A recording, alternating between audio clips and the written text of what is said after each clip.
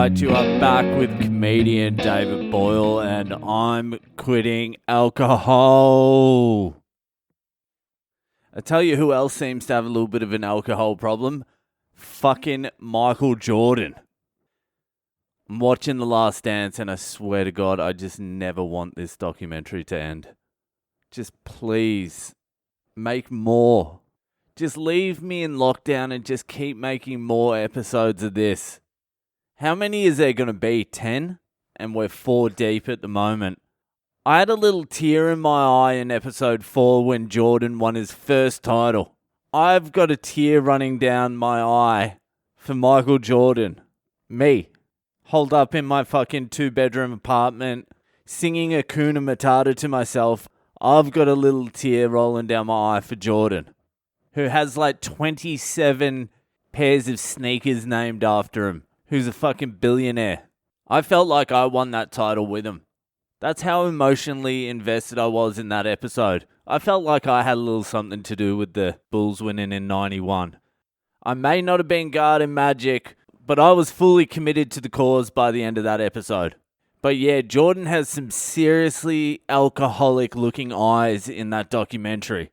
They're like fucking brown alcoholic eyes. I've seen those eyes around.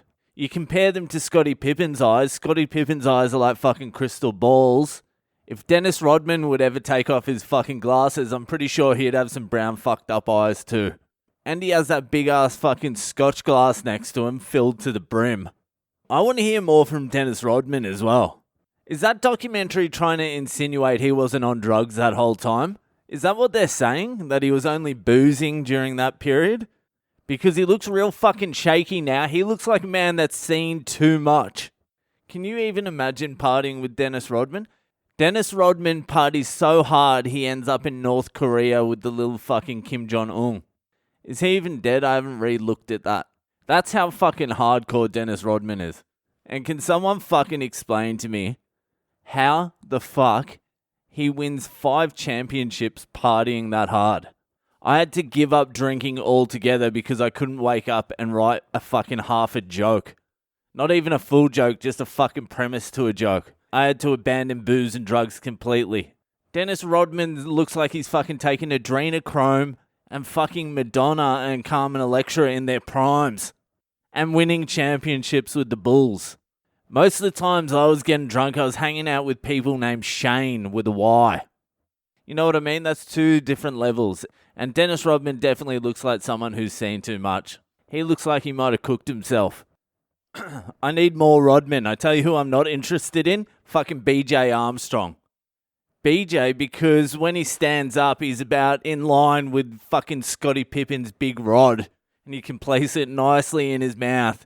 And Armstrong because he gives a good hand job. Fucking BJ Armstrong. He's just some nerd that got lucky to land on that fucking team. Imagine Scotty and Jordan just start going, you know who the glue was? BJ. Fucking BJ behind the scenes. He just kept everyone nice and relaxed. Paxson can fuck off too. I want to hear more from Luke Longley, the Australian, the great Australian. He was the glue that kept that team together. Not one mention of Luke Longley's name in the whole fucking documentary so far. I remember when I was a kid growing up and Luke Longley was there. It used to be kind of cool and kind of embarrassing to have him because we'd be like, he's Australian. He's playing on Jordan's team. He's part of the Chicago Bulls.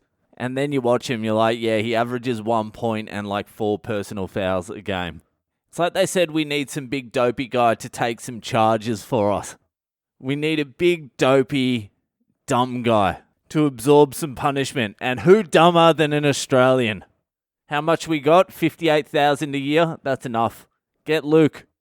And then you got fucking Phil Jackson there. I didn't know he won 2 championships as a player with the Knicks. These fucking high-achieving motherfuckers. 2 as a player, 11 as a coach. I was looking up how old he is. I think he's like 73. But I noticed something very interesting. Phil Jackson was born 17th of September. I tell you who else was born on the 17th? Michael Jordan, February 17. Tell you another person who was born on the 17th? Muhammad Ali, January 17. And there is one other person born on the 17th. You might not immediately associate them with greats like Michael Jordan and Muhammad Ali, but there is a little podcaster in Melbourne, Victoria, Australia, who fits nice and snug amongst the greats. Comedian David Boyle, October 17. And that'll do for tonight. Add me on social media, subscribe to the podcast, tell your friends about it. See you the fuck later.